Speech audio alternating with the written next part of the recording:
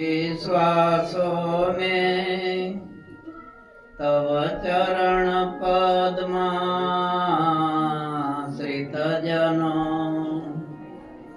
भवाम्भोजे पारं व्रजति सहसा त्वत्करुणया त्वमेवेक स्वामी सकल जगतामेत्यपि हरे विदित्वा पादौ ते दृढतरमहं ह्याश्रयमिमौ नत्वा श्रीसहजानन्द स्वामिनं भक्तिधर्मजां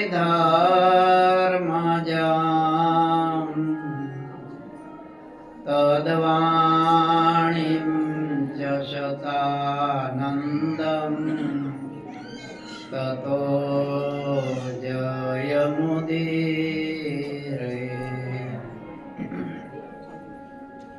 श्रूयतां देवदेवेश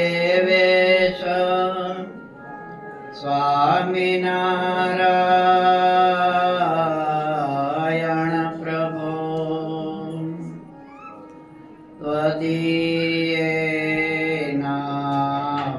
त्वदीयेनावधानेन कथयिष्ये शुभा कथा।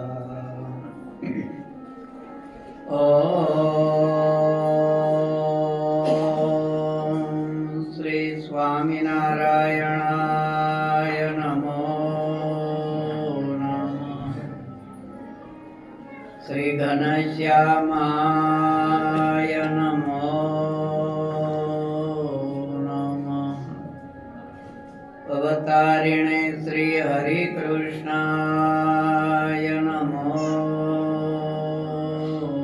नमः। बोलो स्वामिनारायण भगवान नर नारायण देवनी जय। राधा कृष्ण देवनी जय। लक्ष्मी नारायण देवनी जय। रामचंद्र भगवान जय। बधाने जे बोलवानी छूट छे भाईओ, एमां पाप लागे ने हूँ स्वीकारी लईश, पुण्य तमने आपशे। भगवाननो जयकार बराबर करजो। શું બાજો ને ત્યારે આખું ગામ સંભળે એવી રીતે બોલો, અને ઠાકોરજીની જે બોલવી ત્યારે જાણી 3 દિવસની ચાંદ્રાયણ ન કરી હોય એવી જે હોય. બોલો સ્વામિનારાયણ ભગવાનની જય. નારાયણ દેવની જય. લક્ષ્મી નારાયણ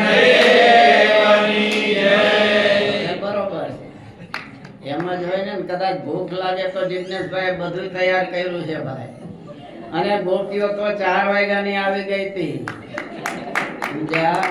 આપણે તો નાકોડા ભેડતા અને એ ગોપીઓ ઠાકોરજીને માટે અંકુશની સામગ્રી અને બધું તૈયાર કરતા હતા ભાઈ. ભાગશાળી છે ને, હવે એને ધામમાં ભગવાનને લઈ જવા પડે ને. ભગવાન કહે છે મારા માટે 4 વાગ્યાથી ઉઠીને સેવા કરે, એની ભૂલ હું પછી માફી કરી દઉં ને. એટલે આવા સમયે જે સેવાનો લાભ લીધો ને ભાઈ, એ ભાગશાળી થઈ જાય છે. મહારાજે શિક્ષાપત્રીમાં એમ ન કીધું મારા ફેરવો તો મુક્તિ થઈ જશે, કીધું છે ધ્યાન કરો તો મુક્તિ થઈ જશે. કીધું છે શિક્ષાપત્રીમાં શું કીધું? સેવા મુક્તિ છે ગમ્યતા. પ્રેમથી સેવા. આ ઓલો જિગ્નેશભાઈ લાગ્યો તો આવું પડ્યું વહેલું ઉઠીને, એમ નહીં. શું પ્રેમથી સ્નેહેન ભગવત સેવા ભક્તિ ત્યુચ્યતે. પ્રેમથી કે મહારાજની સેવા મને લાભ મળશે. મહારાજ આ પાટોત્સવના પહેલા દિવસે એટલે ભગવાનનો જન્મદિવસ કહેવાય આ ઠાકોરજીનો. તો એ વખતે આપણું પહેલા ઠાકોરજી આરોગશે, એમ પ્રેમથી સેવા કરીએ ને ભગવાન બહુ રાજી થાય છે. એટલે મહારાજે કીધું સેવા મુક્તિ છે ગમ્યતામ. પ્રેમથી ભગવાનની સેવા કરો એ મુક્તિ છે. આ વિશિષ્ટાદ્વૈત મતનો સિદ્ધાંત છે. સ્વામી આપણા છે એની સેવા કરવી, એટલે ભગવાન સેવાથી બહુ રાજી થાય છે. શિક્ષાપત્રીમાં મહારાજે શું કીધું? આ શિક્ષાપત્રી સર્વ જીવ હિતાવહ, બધા જીવનું હિત કરનારી છે. હવે બધા જીવનું હિત કેવી રીતે કરતી હશે? મહારાજ એક વખત કાનમ દેશમાં સમજ્યા ઇટોલામાં સવારમાં વહેલા પેલા સાંજે સવારે લગભગ 3 વાગ્યા હશે કે 4 વાગ્યા હશે, મહારાજ એક હરિભક્તને દર્શન આપ્યા. ત્યારે મહારાજ અત્યારે તમે કેમ પધાર્યા? મહારાજ કે જીજીભાઈને લેવા માટે આવ્યો છું. જીજીભાઈને ધામમાં તેડી જવા છે. ઓલા હરિભગત કે મહારાજ જીજીભાઈને રહેવા દ્યો, કારણ કે જિગ્નેશભાઈ છે તો આ બધું દોડાદોડી કરે છે ને. હે તમે બધા તો મન ફાવે ત્યારે અવાય, પણ એ એવી રીતે કરી શકશે? હાંજથી બધી તૈયારી કરે. જાજુ જીવવું હોય ને તો આ સેવા કરવી. મહારાજ કે જીજીભાઈ ને તેડો આવ્યા છીએ.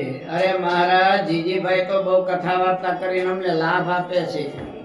હવે એને લઈ જાઓ તમે ધામમાં, તો પછી અમને કોણ કથા વાર્તાનો લાભ આપશે? એટલે એમને તો હમણાં ન લઈ જાવ તો સારું. મહારાજ કે સારું, કાંઈ વાંધો નહીં, એમના બળદને લઈ જઈએ. એમાં આવ્યા છે તો કઈ પાછું જવાય? અરે મહારાજ પણ બળદે એવું શું પુણ્ય કર્યું છે કે અક્ષરધામની એને પ્રાપ્તિ થાય? મહારાજ કે મુક્તાન સ્વામી એના મંડળ સહિત આવતા હતા, નદીમાં પૂર આવ્યું હતું.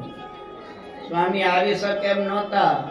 જીજીભાઈને ખબર પડી એટલે બળદને જોડી એકામાં સીધું લઈને ત્યાં સ્વામી પાસે લઈ ગયા. ત્યાં સ્વામીને રસોઈ સ્વામી કરીને જમાડ્યા. પછી એકામાં બેસીને સ્વામી ઇટોલા આવ્યા. આ સેવા બળદે કરી, સંતોને બેસાડ્યા પોતાના ઉપર, સીધું લઈ ગયો પોતે. એટલે અમે એને તેડી જશું. તો સત્સંગીને ત્યાં ગાય હોય, બળદ હોય, ભેંસ હોય, અને બીજાને ત્યાં ગાય બે ભેંસ હોય ને એમાં ઘણો તફાવત. કારણ કે સત્સંગી છે એનું દૂધ છે, ઘી છે વગેરે ઠાકોરજીના ઉપયોગમાં આવે, સંતોના ઉપયોગમાં આવે, એટલે એ જીવનું કલ્યાણ થાય.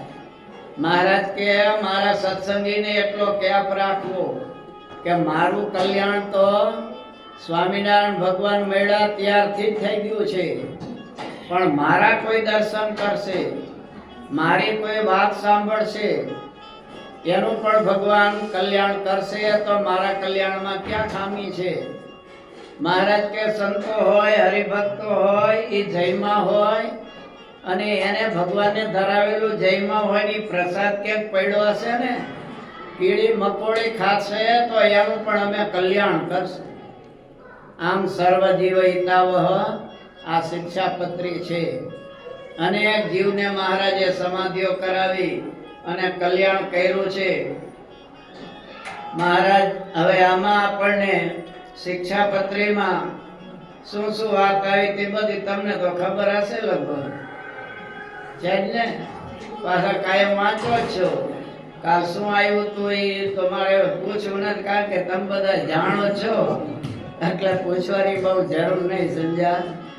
મહારાજે હવે આજ્ઞા કરે છે 9મા શ્લોકમાં, કસ્યાપી પ્રાણીનો હિંસા નૈવ કાર્યાત્રમામ કે, કસ્યાપી પ્રાણીનો હિંસા નૈવ કાર્યાત્રમામ કે, સૂક્ષ્મયુકામત કોણાદેરપી બુદ્ધ્યા કદાચન, સૂક્ષ્મયુકામત કોણાદેરપી બુદ્ધ્યા કદાચન, કસ્યાપી પ્રાણીનો હિંસા નૈવ કાર્યક્રમામ કે, કસ્યાપી પ્રાણીનો હિંસા નૈવ કાર્યક્રમામ કે, સૂક્ષ્મયુકા મત્કોણાદેરપી બુદ્ધ્યા કદાચન સૂક્ષ્મયોગામત્કોણાદેરપી બુદ્ધ્યાત્ કદાચન.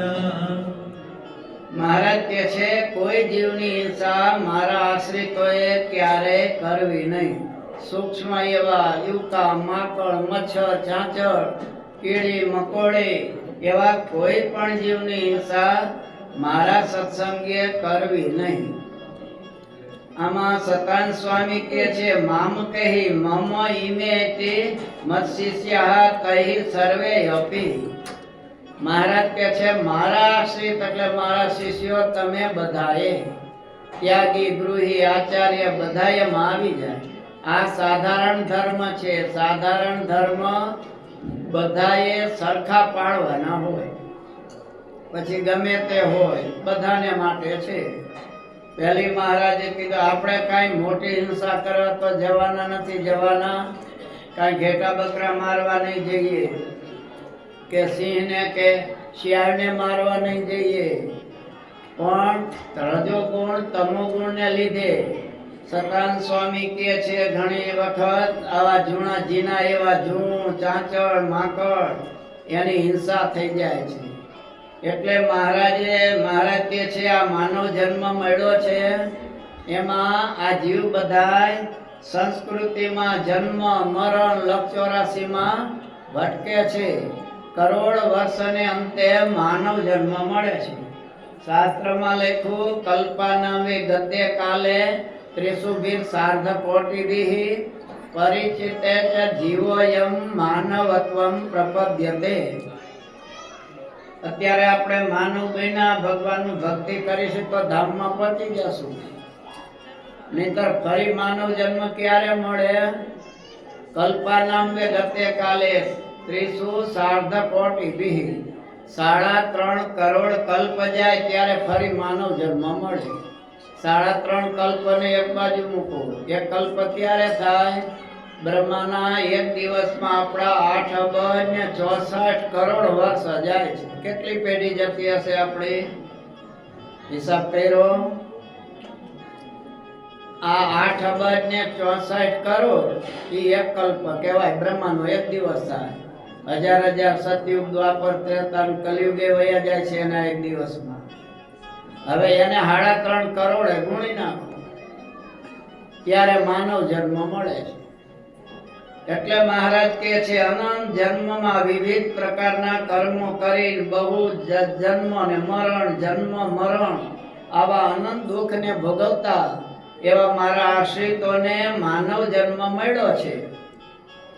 તો સતાનંદ સ્વામી કહે છે માનવ જીવનમાં પણ ધર્મ, અર્થ, કામ અને મોક્ષ 4 પુરુષાર્થની સિદ્ધિ કરવાની હોય છે. પહેલા ધર્મનું પાલન કરો, પછી ધર્મની અંદર રહીને અર્થ એટલે રૂપિયા કમાવો, પણ ધર્મમાં રહીને અનીતિ, અધર્મ, અનાચાર ખોટું કરીને નહીં. અને પછી એ રૂપિયા આવે એનાથી કામ એટલે કામના સુખ ભોગવું. બંગલા છે, મોટરું છે, વિવિધ પ્રકારની ઈચ્છાઓ, કામના એટલે ઈચ્છાઓ, અને સંસારના સુખ એને ભોગવો. અને છેલ્લે મોક્ષ મુખ્ય છે. એટલે પોતાના આશ્રિતોને મોક્ષ ધર્મમાં મારા હમ જોવો ને, આપણે અહીંયા ધ્યાન રાખવું. તમારે હામાં બેઠા છો અને એટલું જ સમજવાનું કથામાં બેઠા છે. શું પર્યટનમાં ફરતા નથી, અહીંયા આડાવડું જોવો તો ચાલે. કથામાં એક સરખા. આમાં જ આવી ગયું ને એકાગ્ર મનસા. એકાગ્ર મનથી સાંભળવું જોઈએ ને. એ મોક્ષ બગડે નહીં મારા સત્સંગીઓનો, મારા ભક્તનો. એટલા માટે મહારાજ કહે છે હંમેશા જ્યારે ભગવાન ઉપદેશ આપે શાસ્ત્રો ત્યારે 2 પ્રકારનો હોય. કાં વિધિથી આપે અથવા નિષેધથી આપે. વિધિથી એટલે આમ કરવું, તેમ કરવું એ વિધિ કહેવાય. આ ન કરવું એ નિષેધ કહેવાય. મહારાજે નિષેધથી ચાલુ આ કરી છે. અને ઝીણા જીવ એવા જૂ માકડથી કે એમાંથી બચશો તો મોટી હિંસાથી તમે બચી જશો. એટલા માટે મહારાજ કે છે મારા આશ્રિત એવા દરેક ભક્તોએ ક્યારેય કોઈ જીવ પ્રાણી માત્રની હિંસા ન કરવી. હિંસા એટલે દ્રોહ કહેવાય. ન હિંસ્યાત સર્વભૂતાની. ઉપનિષદો શ્રુતિ પણ એમ કે છે કોઈ જીવની ક્યારે પણ હિંસા કરશો નહીં. જૈન ધર્મ પણ કહે છે અહિંસા પરમો ધર્મ. અહિંસા એ જ શ્રેષ્ઠમાં શ્રેષ્ઠ, પરમ એટલે શ્રેષ્ઠ ધર્મ છે. તો મહારાજ કે છે મારા આશ્રિતો ખાસ ધ્યાન રાખે, મોટી જે આવી હિંસા એ તો કોઈ કરવાના જ નથી. પણ ઝીણા એવા જૂ, માકડ, ચાંચડ આવા જંતુઓ હોય અને આ ફુવારા મારી દે એટલે ઓલાનું બધાયનું અત્યુત્તમ. એટલે આવા જીવની હિંસા કરવા આપણે કદાચ તૈયાર થઈ જાય તો એ જીવની ઉત્પત્તિ ન થાય એ પહેલા ખ્યાલ રાખો. ગાડલા ગોદડા એ બધા એવા સ્વચ્છ રાખો. આંગણું વગેરે એવું ચોખ્ખું રાખો જ્યાં મચ્છર જ ન થાય. મચ્છર થાય પછી મારવા. આપણે કોઈને જીવાડી ન શકીએ તો કાંઈ નહીં, પણ મરાય તો નહીં. આપણને અધિકાર જ નથી કોઈને મારવાનો, કારણ કે કોઈને જીવાડી શકી છીએ તો મારી કેમ શકાય? એ ઠાકોરજીએ પોતાના હાથમાં બધું રાખ્યું છે. એ જીવાડી પણ શકે છે અને મારી પણ શકે છે. મરેલાને પાછા જીવતા ઠાકોરજી કરી દે ખરા. એટલે મહારાજ કે છે ઝીણા એવા જૂ હોય, માકડ હોય. ઇન્ડિયામાં તો બહુ થાય, અહીંયા તો હવે સારું છે બધું, સમજ્યા? એટલે અહીંયા નથી થતું એટલે એ દવા તો છાંટતા જ હોય છે. અને આવા જૂ, માકડ, ચાંચડ થાય છે કેમ? આપણા પસીનામાંથી થાય છે. બેનો માથા ન ધોવે પછી એમાં પડે ને બધી જીવા. પછી લાઈનસર એકબીજા બેસી જાય માથા લઈને. પછી પાછા નાના બાબલાને બોલાવે અહીંયા આવ. એ ટોલો લઈને નખ ઉપર રાખે. પછી છોકરાને જો ટચાકો વાગશે ને એવો આમ દબાવે, બોલો ટચાકો વાગે ને છોકરો રાજી થાય. તમારો બાબલો રાજી થયો પણ આ એક બાબલો હતો કોકનો, એનું તમે શું કર્યું એ વિચાર્યું? એને મારી નાખ્યો તમે. એટલે આવા ઝીણા એવા જૂ, માકડ, ચાંચડ એવા કોઈ જીવની હિંસા મહારાજ કે છે ક્યારે પણ કરવી નહીં. હવે આપણે એવા જૂ છે, માકડ, ચાંચડ એની તો જીવ ન કરે. મહારાજે પેલા ઈ આજ્ઞા કરી. પછી હવે મહારાજ કે છે દેવોને ઉદ્દેશીને હિંસા કરતા હોય છે તો એ હિંસાનો 12મા શ્લોકમાં મહારાજ નિષેધ કરે છે. દેવતા પિતૃ યાગાર્થમપ્યજાદેશ હિંસનમ. દેવતા પિતૃ યાગાર્થમપ્યજાદેશ હિંસનમ. ન કર્તવ્યમ મહિંસેવ ધર્મ પ્રોક્તસ્યન મહાન. ધર્મ પ્રોક્તસ્યન મહાન. દેવતા પિતૃયાગાર્થમપ્યજાદેશ હિંસનમ. દેવ્યા પિતૃયાગાર્થમપ્યજાદેશ હિંસનમ. ન કર્તવ્યમ મહિંસેવ ધર્મ પ્રોક્તસ્યન મહાન. ન કર્તવ્યમ મહિંસેવ ધર્મ પ્રોક્તસ્યન મહાન. મહારાજ કે છે દેવો છે, પિતરીઓ છે, એના યજ્ઞમાં ઘણા હિંસા કરતા હોય છે, શ્રાદ્ધમાં હિંસા કરે. પણ મહારાજ કે છે અહિંસા છે એ જ મોટો ધર્મ છે. માટે ક્યારે યજ્ઞમાં, પિતૃના શ્રાદ્ધમાં વગેરેમાં ક્યારેય પણ હિંસા કરવી નહીં. પહેલા લૌકિક હિંસાનો નિષેધ કરી, હવે વૈદિક હિંસાનો નિષેધ કરે છે કે વેદમાં આમ કીધું છે માટે એમાં વાંધો નહીં. આવી રીતે વેદના અર્થો છે એના અનર્થ કરીને ઘણા હિંસા કરતા હોય છે. એટલે મહારાજ કે છે દેવોને માટે, પિતૃઓને માટે પણ યજ્ઞમાં પણ ક્યારેય હિંસા કરવી નહીં. શું કીધું? અહિંસેવ.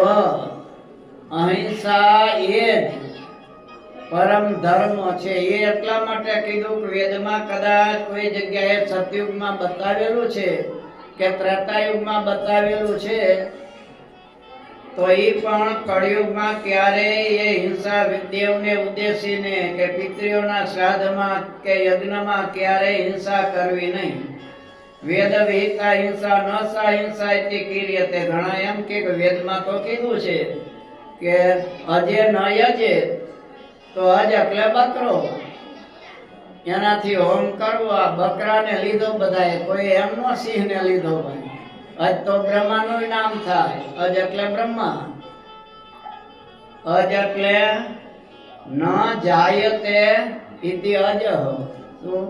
ઘણા કથાકાર વળી એમ કે શિવજીના પિતા કોઈ નથી. સીતાજી ભોળાનાથ લગ્નમાં ગયા, પછી એને પૂછ્યું તમારા પિતા કોણ? તો શિવ તો અજન્મા છે. તે શિવ અજન્મા, તમે જન્મો છો? તમે નથી જન્મતા, તમારા દેહ જન્મે છે, તમારા દેહ મરે છે. એટલે કોઈ જીવ મરતા નથી. જીવ તો અનાદિ છે. જીવ, ઈશ્વર, માયા, બ્રહ્મ અને પરબ્રહ્મ પાંચે અનાદિ છે. એ મરતા નથી ક્યારે. એટલે શિવજી જ અજન્મા કહેવાય એવું નહીં. બધાય જીવોને અજન્મા કહેવાય. ન જાયતી તે અજહ, જેનો જન્મ નથી એ અજ કહેવાય. તે દેહ જન્મે છે ને મરે છે. આત્મા જન્મતો નથી, મરતો નથી. ગીતા પણ કહે છે અછેદ્ય, અભેદ્ય, અશોષ્ય, બળતો નથી, કપાતો નથી, લેપાતો નથી, સુકાતો નથી.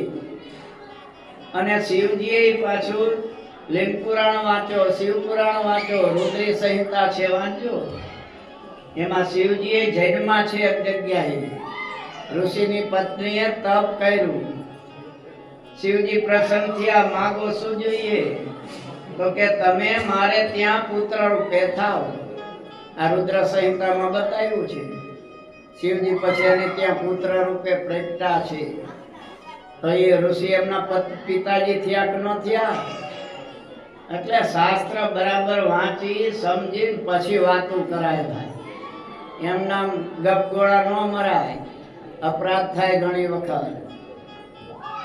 એટલે ન જાય તે અજહ, અજે ન યજે, આમ કીધેલું છે. એટલે અજ એટલે બકરો અર્થ કર્યો.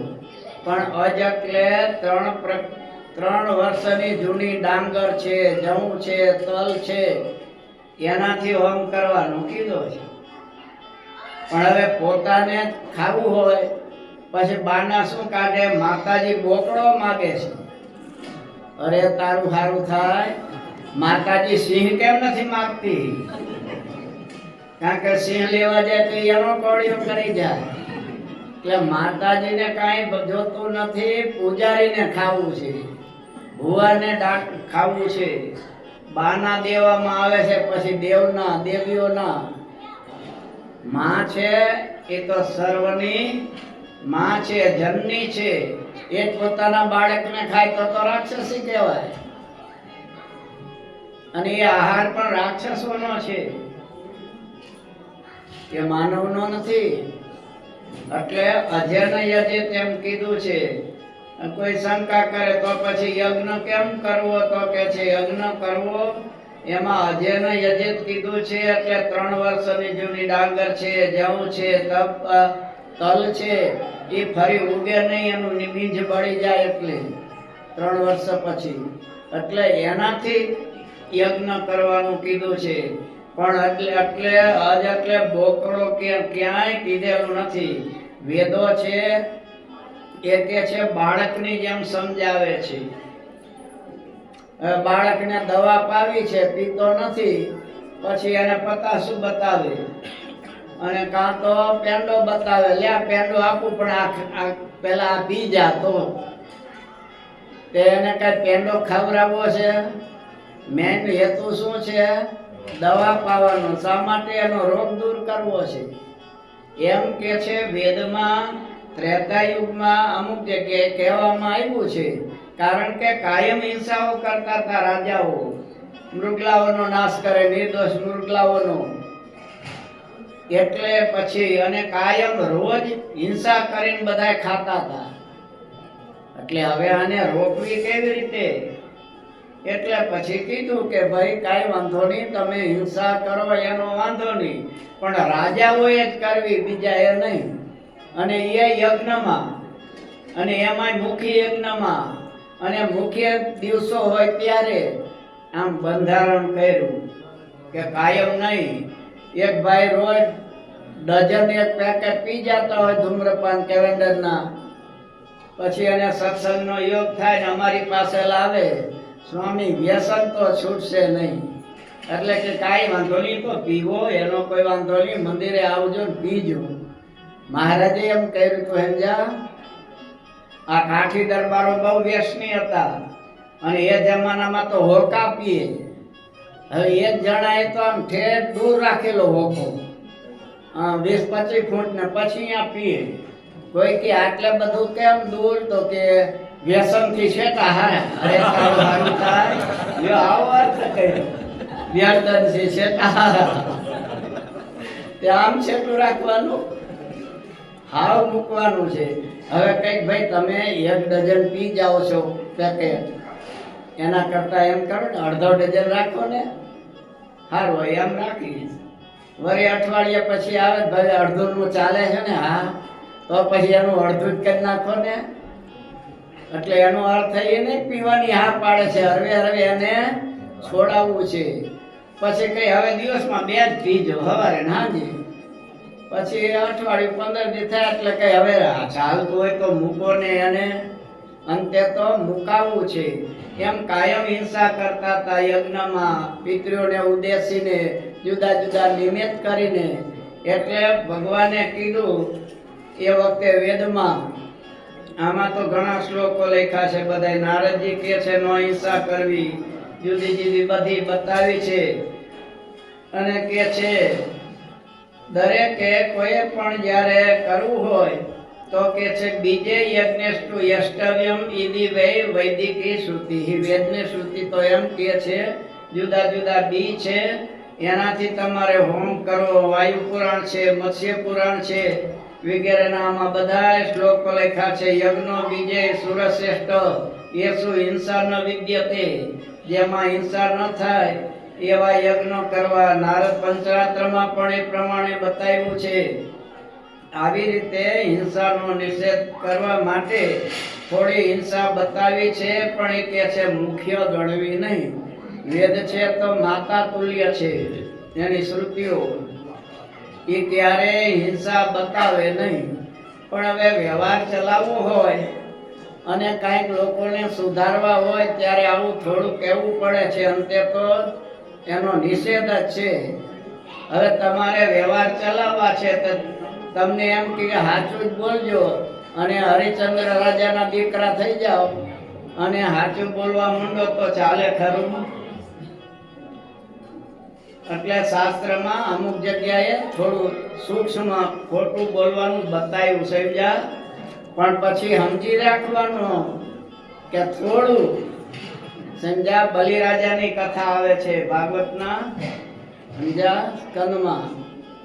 બલિરાજા પાસે ભગવાન લેવા આવ્યા. તે ભગવાન કે મને 3 ડગલા પૃથ્વી આપ. એટલે બલિરાજા કે હવે હું ઇન્દ્ર છું, મારી પાસે ત્રિલોકી છે, એક લોક જ માગી લ્યો ને, તમારે કોઈની પાસે માગવા ન જવું પડે. કે વામન ભગવાન કે હું તો સંતોષી બ્રાહ્મણ છું. ત્યાં ચૈમકા શુક્રાચાર્ય એ બ્રાહ્મણ જ હતા ને, અમારી ડિક્શનરીમાં આ શબ્દ તો હોય જ ને. અને આ કહે છે હું સંતોષી બ્રાહ્મણ, કાંઈક લાગે છે. શુક્રાચાર્ય ધ્યાન કર્યું ત્યારે ખબર પડી આ તો વિષ્ણુ આવ્યો છે વામન બનીને. એ બલિ આપતો નહીં, આ તારું બધું લઈ લેશે. બલિરાજા કે પણ ગુરુદેવ મેં સંકલ્પ કરી લીધો. એને માગ્યું, મેં કીધું હા માગો એ આપી. તો કે હવે એ તો અમુક જગ્યાએ ખોટું બોલી તો પાપ ન લાગે. ત્યાં કીધું છે સર્વ નેત્ર મૃતમ બ્રુયાત સદુષ્કીર્તિ શ્વસન મૃત. જે કાયમ ખોટું બોલે એ ભલે શ્વાસ લેતો હોય છતાં જીવ તો મરેલો જાણવું એને. પણ કે છે સ્ત્રીસુ નર્મ વિવાહે ચ વૃત્યર્થમ પ્રાણ સંકટે ગો બ્રાહ્મણ હિંસાયામ નાનૃત્યમ સ્યા જુગુપ્સિતમ. પણ આટલી જગ્યાએ તમે ખોટું બોલો તો એમાં પાપ ન લાગે. એમાં પહેલું નામ આવ્યું બેનોનું. ભાઈઓ બેનો માફ કરે મને, એમાં મારો એમાં કાંઈ વાંક નથી. સાચા ભાગ શુક્રાચાર્ય કીધું છે ફરિયાદ એને કરજો જે કરવી હોય. સ્ત્રી શું પત્નીની સાથે તમે થોડું ઘણું થોડું ઘણું હોય ઈ ધ્યાન રાખવું. અલા ઢગલા મોઢે નો સમજી લેતા બધું. થોડું મસ્કરી થોડું તમે ખોટું બોલો એટલે પાપ ન લાગે. ઈ કે આ વખતે આવું ઘરેણું નહીં, મારે હારામાં હારા નંગ જડિત બધું કરાવવું છે, હાર ને ચંદન હાર. કાંઈ વાંધો નહીં, આ વખતે કરવું જ છે. ઇન્ડિયા જાય ત્યારે એટલે 2 વર્ષ તો નીકળી જાય. ઇન્ડિયા જાય ત્યારે કે હવે આ વખતે જવા દે ને ફરી પછી રાખશું. એમ 2-3 વર્ષ કાઢી નાખો, એમાં પાપ નહીં લાગે. સમજ્યા? અને વ્યવહાર છે તમારા, એમાં કેટલા એવા કાર્ય હોય કે ગુપ્ત રાખવા પડે, જાહેર ન કરાય. ધંધા છે ને તો બીજાને ખબર પડે કે આપણે પેલા મંડે કરવા, એટલે ગુપ્ત રાખવા પડે ને. હવે એ બધું એને કહી દો. હવે એની તકલીફ શું છે? એમના પેટમાં વાત ન હોય. જો ઘેરજી પાછા કહેતા નહીં, સ્વામી કહેતા હતા તારા પેટમાં વાત પડી, હવે જિંદગીમાં તને વાત ન તો મારા છાડિયા લેશે. એમાં એનો વાંક નથી ભાઈ, યુધિષ્ઠિર રાજાનો વાંક છે. સમજ્યા? જ્યારે યુદ્ધ સમાપ્ત થયું અને યુધિષ્ઠિર મહારાજાનો વિજય થયો અને રાજગાદી ઉપર બેઠા ને ત્યારે બધા આનંદમાં હતા. પણ ઝરૂખામાં કુંતાજીની આંખમાં આંસુ છે. એ રડવા લાગ્યા છે અને નજર ગઈ યુધિષ્ઠિરની. એકદમ દોડતા ગયા. માં કેમ રોવે છે? શું દુઃખ છે? દુઃખના દાડા તો ગયા કૃષ્ણ ભગવાનની કૃપાથી. હવે તો રાજ મળ્યું છે, સુખ મળ્યું છે, તો માં કેમ રોવો છો? કોને તમને મુશ્કેલીમાં મૂક્યા છે? તો કે બેટા કાંઈ નહીં. ના માં, આપણે આંખમાં આંસુ છે, તું રાજા બન્યો ને એટલે હર્ષના. નામાં હર્ષના આંસુ નથી. હર્ષના આંસુ હોય એમાં મુખારવિંદ ઉદાસ ન હોય. આપ ઉદાસ છો. જેવો હોય કહો હું રાજા છું, હું ગમે એને સજા કરી શકું એમ છું. ન કયો ને એમાં તો તને મારા સોગન છે. આ સોગન ખાધા એટલે કહેવું પડ્યું કે બેટા તારો મોટો ભાઈ કર્ણ મને યાદ આવી ગયો. એ અત્યારે એવો હતો કેવો આનંદ થાય. અરે માં, એ ભાઈ ક્યાં હતો? એ તો શત્રુ હતો. બેટા તને ખ્યાલ નથી, હું કુંતી ભોજ મહારાજાને ત્યાં રહેતી હતી. દુર્વાસાની સેવા કરી અને એ વખતે એમને મંત્ર આપેલા. મંત્રની પરીક્ષા કરવા માટે હું હજી કુંવારી હતી અને એ મંત્રનો મેં જાપ કર્યો. સૂર્યનારાયણ પધારેલા અને એમના થકી એ મારો દીકરો થયો તો, પણ કુંવારી હતી એટલે નદીમાં વહેતો કરી દીધો. એક બાજુ ક્રોધ થયો અને એક બાજુ યુધિષ્ઠિર દુઃખી થયા કે અમારા હાથે અમારા વડીલ બંધુની અમે હત્યા કરી. માં, વહેલું બોલવું જોઈએ તમારે. આ સ્ત્રી માત્રને હું સાપ આપું છું કે એના હૃદયમાં ક્યારેય ગુપ્ત વાત રહેશે નહીં. આ યુધિષ્ઠિરનો વાંક છે ભાઈ. કાંક ફરિયાદ બેનો ને કરવી તો અહીંયા જાઓ. ત્યારથી એમના પેટમાં વાત રહેતી નથી. એ તમારી પાસે કોક આવે અને સહેજેથી બહાર બાયણે પહોંચ્યો ને ત્યાં પછી શું આવ્યા હતા ભાઈ? હવે તમે એમ સીધું કયો, તમે કીધા જેવું નથી તો મોઢું મચકોડાઈ જાય પાછું. એ દિવસના દાળ ભાતમાં કાંઈ શક્કરવાનું. અરે મોણ નો નાખે ભાખરીમાં, ભલે તોડતો કશી રોટલી. અમને વાત ન કરે, અમે એનાથી જરાય ખાનગી ન રાખીને અમાથી હજી ખાનગી રમે છે. એટલે ગમે તે ભાનું દઈ દો સાચું ખોટું, કે આવ્યો તો આપણા છોકરાના સંબંધ માટે મેં ચોખ્ખી નાક પાડી દે, ગમે તે વાત થઈ હોય આવું અવરું કહી દો, વાંધો નહીં, એમાં પાપ નહીં લાગે. બીજું વિવાહે છે, વિવાહના કાર્ય તમે કરો ને એમાં પાપ ન લાગે, સમજ્યા? અવિવાહ કાર્યમાં પાપ લાગે તો બહેનો છે એ ભૈલાના લગ્ન કરવાના હોય ને, અહીંયા તો ટાઈમ ન હોય, પણ ઇન્ડિયા તો ટાઈમ હોય રાતે બાયું, અને લગ્નના ગાણા એવા ગાય એમાં કાંઈ સાચું ન હોય, ગપ્પા જ મારવાના હોય, સમજ્યા? તો એ કેવા પાપના ભાગીદાર થઈ જાય ભાઈ જો હે. અને સાચું બોલો તમે કે આ અમારો હીરો નમૂનો જોઈ લ્યો, આ છે મીઠાની તાણ છે, એટલો માલ હાવ ખાલી છે, ભાડે કોઈ રાખતું નથી. તમારે સંબંધ કરવો હોય તો કરો, અમે તો સત્સંગી ખોટું નહીં બોલીએ, તો હીરાભાઈ નું ચોકઠું ક્યાંય ફીટ થાય. એટલે અમારો હીરો કીધાની વાત નહીં, બહુ ડાયો. અમારે મુનિમજીએ નો રાખવા પડે, બધું ઈ પેઢીનું સંભાળે છે, હવે એનું નહોતો સંભાળતો હોય. અમારી આ ગીતા બહુ ડાય, રસોઈ તો એની જોયું, આંગળા કરીને ખાઓ, પણ આંગળા જ ખાવા જેવા હોય, રસોઈ ખાવા જેવા હોય. અને રોટલી કરે તો જાણી ઓસ્ટ્રેલિયાનો નશો. અને અમારી ગીતા એની વાત થાય, એક જગ્યાએ કન્યાને જોવા આવ્યા, સમજ્યા? તે પછી કે તમારી દીકરી, તો કે હા દીકરી અમારી. તો જો અમે તો ભગવાનના ભક્ત છીએ, અમારે ધાર્મિક દીકરી જોઈ.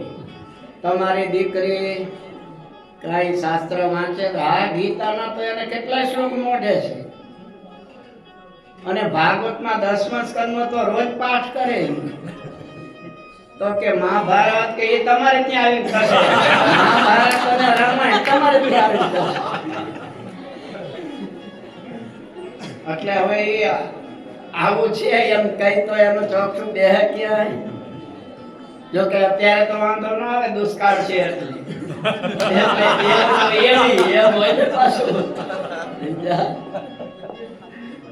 એટલે વિવાહના કાર્ય છે. હવે એમાં તમે જુઓ તો વરરાજા માટે બેન કેવા ગાણા ગાય, વરમોતી નો ઝુમખો ને કન્યા મોતી નો દાણો, કન્યા કાગળ મોકલે તમે રાયવર વેલાયા. આ વરમોતી નો ઝુમખો. હવે આ ઝુમખો પાછો હોય કેવો, એ કઈ હુકમ નહીં જતી ને એકાતો આપણી સામે વાત કરતો હોય તો આપણને વિચાર થાય મારી સામે વાત કરે છે કે આની સામે.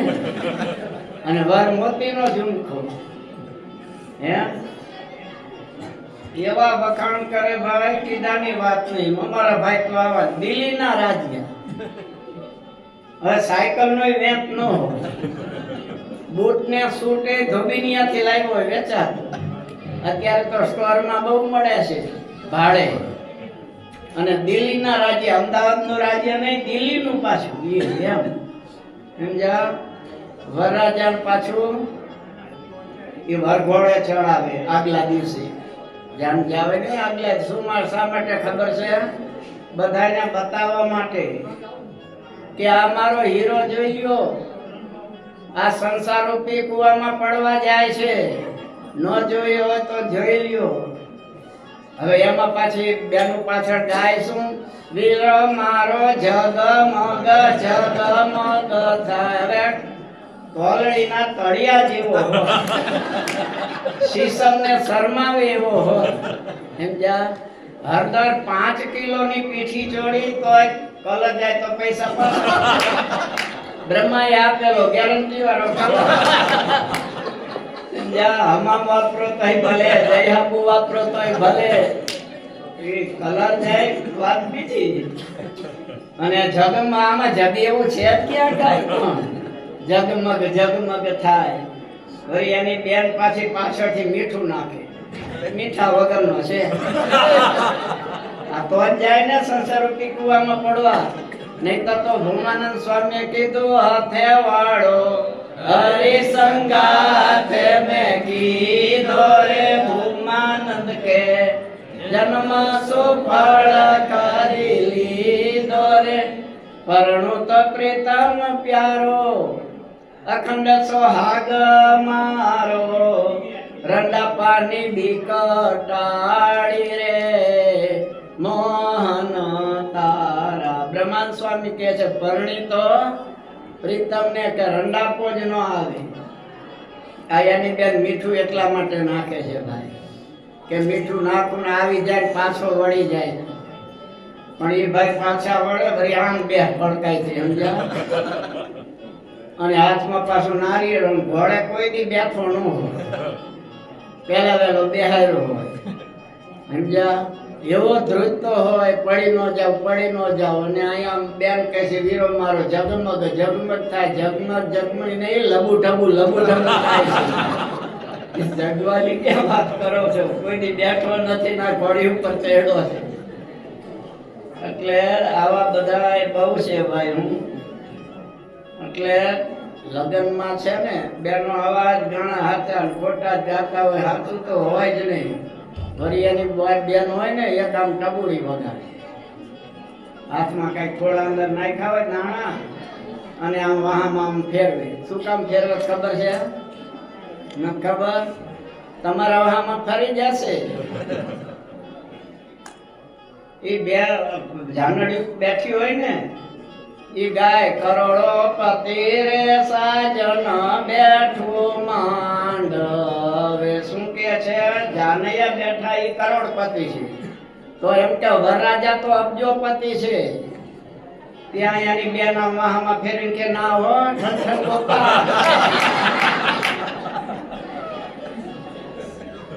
લાખો રૂપિયાનું અત્તર મોંઘું એ તો મારા ફલાણા ભાઈની જાનમાં વપરાય. ત્યાં ટબુડી ખાના ઈ મહિલું કાંઈ નથી, તેલ ભરી દીધેલું છે વેપારી.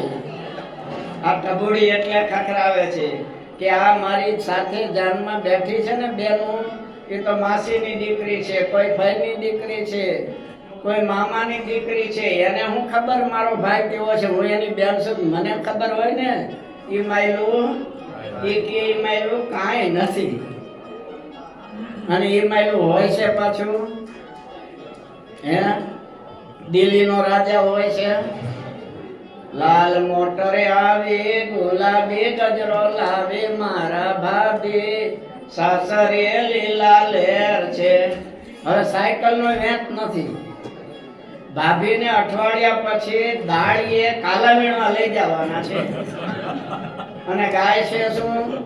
મારા ભાઈને વર્ષો તો વિમાનમાં બેસી, મોટરનું નહીં, હવે તો વિમાનમાં બેસી ફરશો મારા ભાભી સાસરી લીલા લેર છે. એના કરતા સાચું જે હોય કહી દો ને કે મારા ભાઈને વર્ષો તો કેરોસીન છાંટીને મરશો મારા ભાભી સાસરીએ કાળો કેમ છે. અને બને છે ને એવું, પેપર વાંચજો. કોઈના અઠવાડિયામાં છૂટાછેડા થાય છે, કોઈના મહિનામાં થાય છે, કોઈના 4 મહિનામાં થાય છે. કાળો ક્યારેક થયો ને, પણ કેવા ગાણા ગાય. વાત મૂકી દો ભાઈ. હો વરરાજાને એમ થાય કે હોવ તો હોવ કદાચ. એમાંય લગ્નમાં બેસે ને જ્યારે હામાં કન્યા પક્ષ અને વર પક્ષ, ત્યારે તો જુદી જાતનું બધું પાછું આવે સમજ્યા. કન્યા પક્ષના હોય શું કે ક્યાંથી આવ્યો રે આ ચોમાસાના જીભડા જેવો ક્યાંથી આવ્યો રે. જાનડીઓ સામે બોલે એ રાખી મેલો તો તમારી શેડાળી છોડી હાથ રાખી મેલો તો. એ માયલું હોય છે ખરું? સારું હોય તો આવો. એટલે હવે આમાં જો પાપ લાગે તો પાપના પહાડ થઈ જાય ને. આ લગ્નના વિધિ છે ને બધા એવા છે ભાઈઓ, જુદા સમજવા જેવા. એમ નામ ન માનતા. આમે ગામ જાય ને એ દરવાજામાં પહોંચે ત્યાં વધાવા આવે, સીધું નાક તાણે. હવે જેના માટે લાખો રૂપિયાનું ખર્ચ કર્યું છે, જે બની ઠનીને આવ્યો છે, મુખ્ય છે, હવે એનું બધાની વચ્ચે નાક તાણે શું બતાવે છે અહીંયા કોઈ તમારું નાક તાણી વયો જાય ને પછી રસ્તામાં ભેરો થાય મૂકો ખરા તમે? ત્યાં હું બતાવે છે નાક વઢાઈ જશે એના કરતા હજી ઘર ભેરો થઈ જાય ને. બ્રાહ્મણ મંત્ર બોલતા જાય ને ઓલા ચાંદલો કરે નાક તાણે.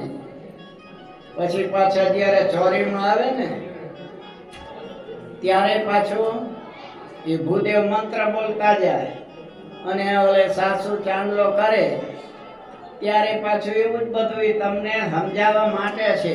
શું ચાંદલો કરે પછી જોજો આમ ત્રાક બતાવશે. જમાઈરાજ મારી દીકરીને આવ્યા છો લેવા પણ આ જોઈ આની અણી કેવી છે. આવા કઠોર વચન મારા ને મારી દીકરીને સાંભળવા પડશે. હે તૈયારી? બોલ વળી આમ કડક આમ ઉભો રહી એમ જાવ કરવાનું ઠૂઠું રાખી. પછી જાણે કે આ મૌનમ સ્વીકૃતિ લક્ષણમ. મૌન રાખે એટલે હા પાડે છે જેમ કઈશી સાંભળી લઈશું હાલો ને. પછી સાંભળેલું બતાવે એ પત્તર ખંડાઈ જશે તોય પણ ભાઈ મૌન ના પાડે નહીં. પછી ધોહરી બતાવે બળદ ઉપર ધોહરી આવે છે બિચારા ખેંચી ખેંચીને થાકી જાય છે. આ સંસારની ધોહરી તમારા ઉપર આવે છે તો લેવી છે અને તાજી પાછા વળી જાઓ તો ઘણા બળદ હોય સામેથી આમ જૂતી જાય સામેથી તૈયાર થઈ જાય. પછી સાસુને વિચાર આવે કે આ કદાચ મૂંઝાતો હશે પાછું તો જાવું પણ રસ્તો કયો એ ખબર નહીં હોય એટલે રસ્તો બતાવી દઉં. એટલે માથેથી આમ ઈંડી પામી કરીને કે આમ જવું હોય તો આમે રસ્તો છે વળી આમ ફેરે આમે છે અને આમે છે જેવું હોય તો. પણ તોય આ ભાઈ જવાનું નામ ન લે ને. પછી બે અવરિયા બતાડ ભેગા કરેલા કે દેખાય છે જમાઈરાજ હવે તમે તૈયારી કરી છે બધી હાથ પાડો છો તો જુઓ આ ઉપલું અવરિયું આકાશ છે નીચલું પાતાળ છે. અત્યાર સુધી અમારી દીકરીની જવાબદારી અમારી હતી હવે તમારી થશે. આકાશ પાતાળ એક કરીને પણ એનું પોષણ કરવું પડશે. છે તૈયારી? તો મૂકો આના ઉપર પગ હાલો અને પગ મૂકીને ઓલો ભૂકો કરી નાખે જાણે ઈડરિયો ઘર જીતી લીધો. ભૂકો કરી નાખ્યો તારો ભૂકો થઈ જશે. ઓવર ટાઈમ કરી કરીને મરી જાય ત્યારે માન ભેગું થશે. આમ કડક નહીં બેવડો વરી જવાનો છો. આ બધો જ બોધ મળે છે ભાઈ એમાં. સમજા કે હજી છટકી જાઓ. કન્યા પધરાવે ને ત્યાર પેલા પડદો નાખે. કન્યા પધરાવો સાવધાન. એ તો રામદાસજી શિવાજી ના ગુરુ લગ્નમાં બેઠા હતા ને સાવધાન કર્યા ને તે ભાગ્યા તરત હું મને જ કહે ને હું મુખીએ છું તે હજી પાછા નથી આવ્યા. તે જપ જીતી ગયા. એ સાવધાન એટલા માટે કરે છે હજી છટકવું એટલો છટકવું. પછી ગોર મહારાજ કે હું છેડા છેડી બાંધી દઈશ મને બાંધતા આવડે છે. પછી અઠવાડિયા પછી તમે છૂટા છેડા કયો તો મને નહીં ફાવે. પછી કોર્ટમાં જવું પડે. લગ્નમાં 4 ફેરા 3 ફેરામાં વરરાજો આગળ રહે છેલ્લે ફેરે કન્યાને આગળ રાખશે. શા માટે? કન્યા એમ બોધ આપવા માંગે છે કે પતિદેવ તમારી પાસે રૂપિયા હશે સંપત્તિ હશે બધું હશે ને ત્યાં સુધી બધા તમારા થઈને રહેશે. બાકી તમારી યુવાન અવસ્થા ગઈ સંપત્તિ ગઈ પછી કોઈ તમારું નહીં હોય. તમારો દીકરો તમારો નહીં થાય.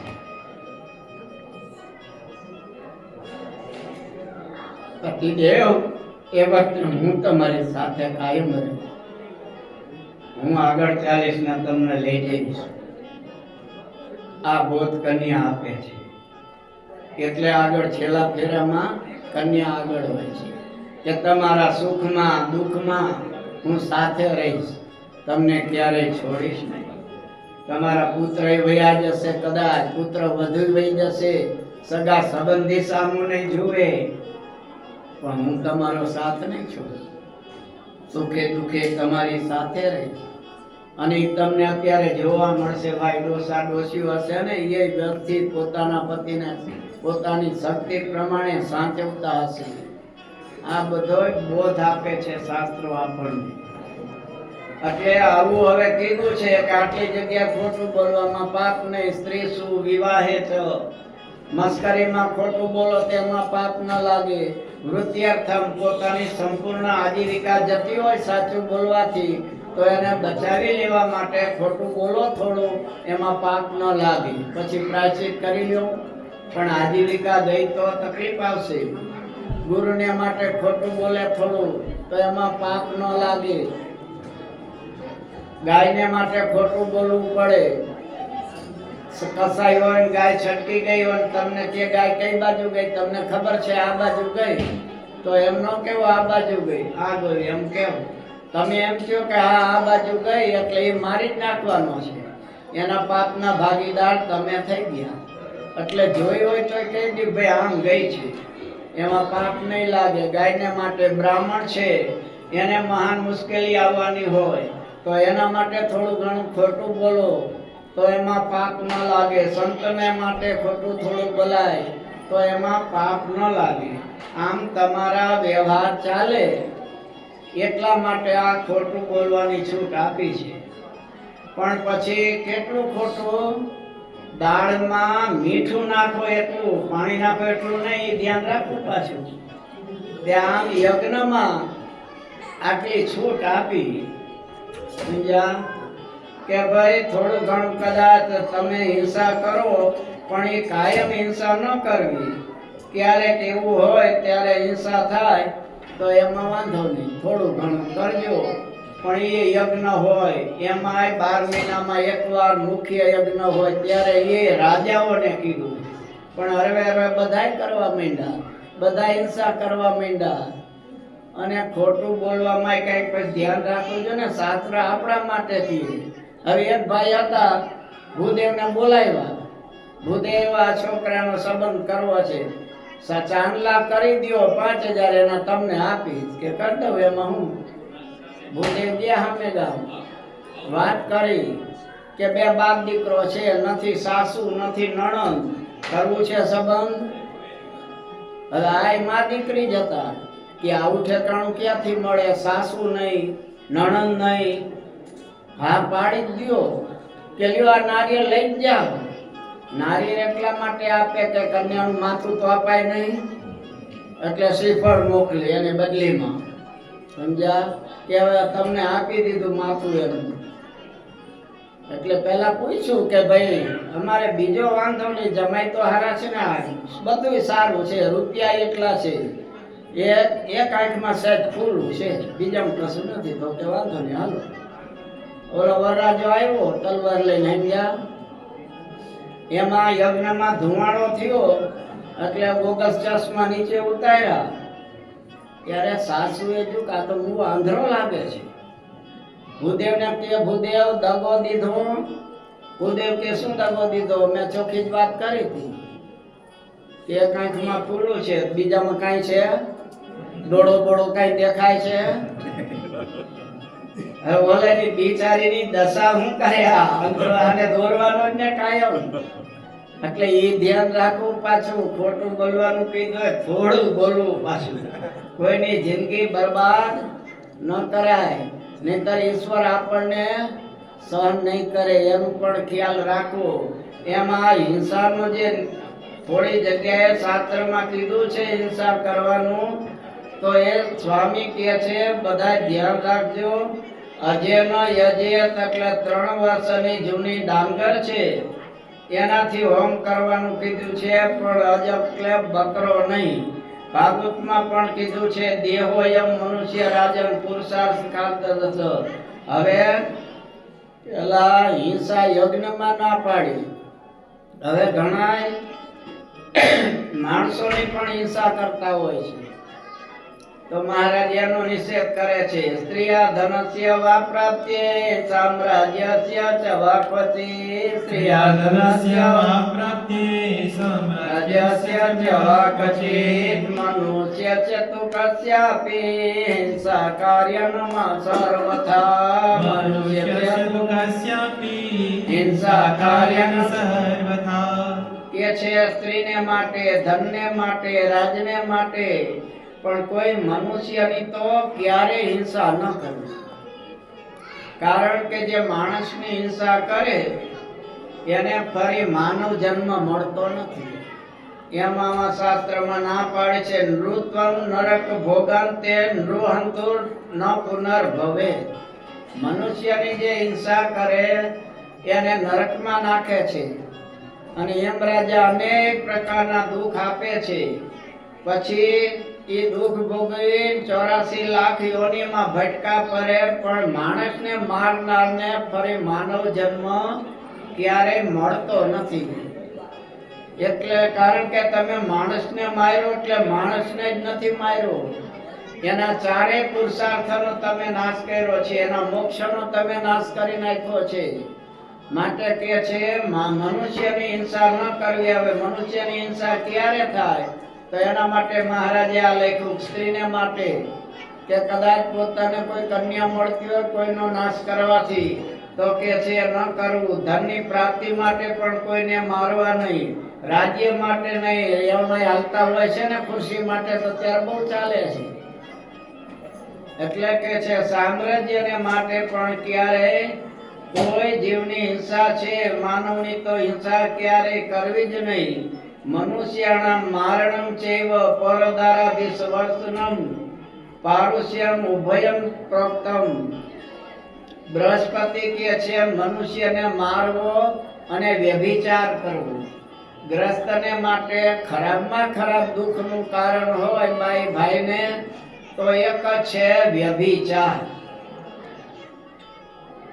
વ્યભિચાર ન કરો. ગ્રસ્ત હોય, શાસ્ત્રમાં બતાવ્યું કે ગ્રસ્તએ પોતાની પત્ની સિવાય જગતની કોઈ પણ દીકરી હોય, ઉંમરમાં મોટા હોય તો માતુલ્ય માનવા, સમાન ઉંમરના હોય તો બેનતુલ્ય માનવા, ઉંમરમાં નાના હોય તો દીકરી સમાન.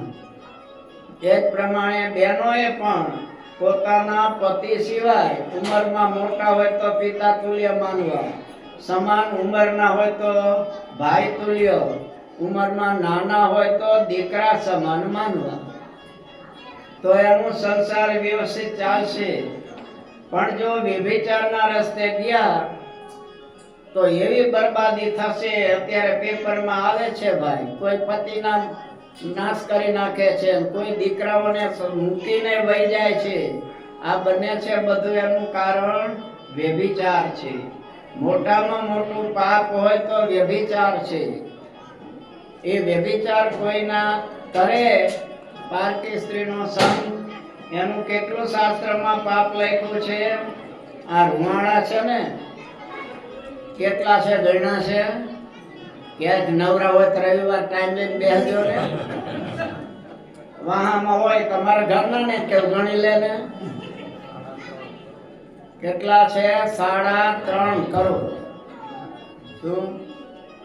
હવે વ્યભિચાર કરે એટલે એના 3.5 કરોડ. સામે સ્ત્રી હોય કે પુરુષ હોય એના 3.5 કરોડ. કેટલા થાય? 1 લાખ કરોડ વર્ષ સુધી એને નરકમાં પીલાવવું પડે આ વ્યભિચારીને. પછી ગમે એવો ભગવાનનો ભક્ત હોય એ બાબતમાં ભગવાન જરાય નહીં જોવે, એ ત્યાં નાખશે. કારણ કે તમારું કર્મ છે, ભગવાન ક્યાં નાખે? એટલે તો ભગવાન બતાવે છે દેવા તો પડે રે અંતે સહુને નડે, કરેલા કર્મના બદલા દેવા તો પડે. દેવા તો પડે રે રાજા દશરથને નડે, કરેલા કર્મના બદલા દેવા તો પડે.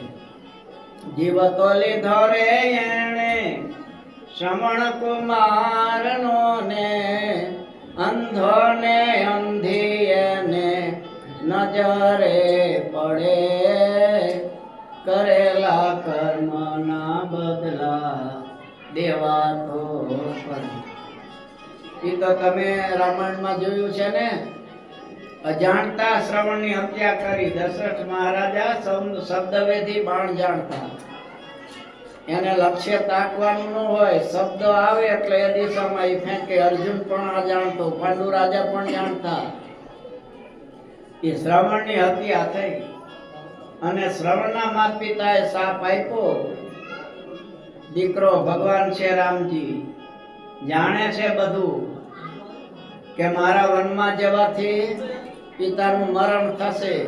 કારણ કે મનુ મહારાજે માગી લીધું તું, તપ કર્યું ત્યારે કે ભગવાનને કે તમે મારા પુત્ર થાવ અને મારો એ તમારા વિશે એવું હેત થવું જોઈએ પુત્રમાં કે તમારા વિયોગે મારા પ્રાણ જાય.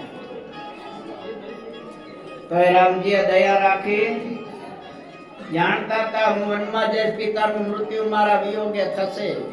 તો થયું ને. ભગવાન પોતાના પિતાજીને ન છોડતા હોય તો આપણને છોડશે? લક્ષ્મણજી માટે સીતાએ થોડા શબ્દો ખોટા વાપરા હતા. એ હવે ન કહેવાય ને પાછા અત્યારે તો એવાય છે સમજ્યા કે આમ કેમ કીધું, સીતાએ નથી કીધું. અરે તારો હાર રામાયણ તો વાંચ, નથી કીધું. ઝઘડા કરે એમ ઊભા કરીને, એટલે એ શબ્દ નથી કહેતો. પણ લક્ષ્મણ એટલે કોઈ સામાન્ય નહોતા. ખુદ રામજીએ પરીક્ષા લીધેલી છે લક્ષ્મણની, કારણ કે 14 વર્ષ વનમાં રહેવાનું છે. સીતાને 3 વ્યક્તિ સિવાય ચોથી વ્યક્તિ નથી ત્યાં, એવી જગ્યાએ રહેવાનું છે. એટલે ભગવાને એક વખત લક્ષ્મણજી છે એ સીતા ત્યાં હતા અને ભગવાન કે હું આજે સમિત લેવા જાઉં છું, લક્ષ્મણ તું પર્ણકુટીમાં રહે કે ભલે. એટલે પછી સીતાજી કે લક્ષ્મણજી મારું માથું બહુ દુખે છે, તો મારે સૂઈ જવું છે, ઓશીકું આપો ને. તો પથ્થર ઘાસ લાવ્યા તો કે આ પથ્થર લાવ્યા તો કે આમાં તો ખૂચે માથું. ઘાસ લાવ્યા તો કે દેવી આ તો ન હાલે, આમાં તો નહીં ફાવે. તો હવે દેવી આ તો કઈ રાજ દરબાર છે નહીં, તો કે તમારા ખોળામાં સુઈ જાય. સારું એમ કરો. પલોઠી વાળી લક્ષ્મણ બેસી ગયા, સીતાજી સૂતા છે. આ ભગવાને જ રચના કરી છે બધી. પરીક્ષા લક્ષ્મણની લેવા માટે ભગવાન બહુ પરીક્ષા લે ભાઈ. સીતાજી સૂતા છે અને રામચંદ્ર ભગવાન પોપટનું રૂપ લઈને સામે ડાળીએ બેઠા જાળવા ઉપર. અને લક્ષ્મણને પૂછે છે, સીતાજી તો ઊંઘી ગયા છે. અને લક્ષ્મણને કહે છે, લક્ષ્મણ પુષ્પમ દ્રષ્ટવા ફલમ દ્રષ્ટવા દ્રષ્ટવા સ્ત્રીણામ ચ યવનમ ત્રીણી રત્નાની દ્રષ્ટેવ કસ્ય નો ચત્યમન. સુંદર મજાનું ફૂલ હોય, સુંદર મજાનું તાજું ફળ હોય અને સુંદર મજાની સ્ત્રી હોય, એને જોઈને કોનું મન ચલાયમાન ન થાય? ત્યારે લક્ષ્મણ જવાબ આપે છે, યસ્ય માતા પતિવ્રતા યસ્ય પિતા શુચિભૂતો ઉભાભ્યામ યશ્ચ સંભૂતો તસ્ય નો ચલતે મન. જેના પિતા પવિત્ર હોય, જેની માં પતિવ્રતા હોય અને એ બાળકનું મન કોઈની બેન દીકરીને જોઈને ક્યારેય ચલાયમાન ન થાય. ત્યારે રામજીએ પાછો પોપટ રૂપે બીજો શ્લોક બોલ્યા, ઘૃત કુંભ સમાનારી. ઓલા ઘૃત કુંભ સમો નર અગ્નિકુંડ સમાનારી જાનુ સ્થિતા પરસ્ત્રી ચેત કસ્ય નો ચલતે મન.